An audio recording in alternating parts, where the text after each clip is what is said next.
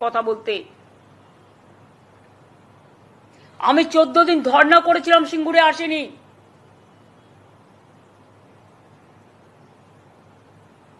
কিন্তু আমরা প্রথম দিন থেকেই চেষ্টা করে যাচ্ছি।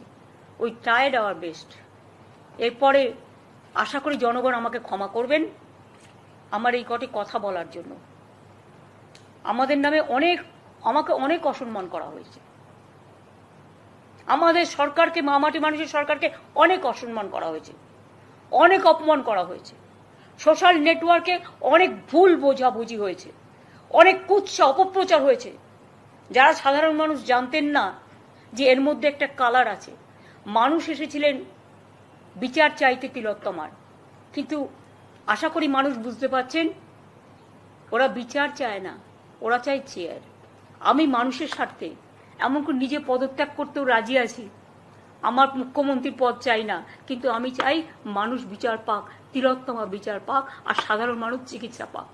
আর তা না হলে কিন্তু আপনাদেরও যেমন আন্দোলন আছে, পরিবারগুলো যদি আমাদের কাছে কৈফিয়ত চাই, আমাদেরও তো কৈফিয়ত দিতে হবে। আমরা তার জন্য তৈরি থাকবো। অনেক অনেক ধন্যবাদ। নমস্কার।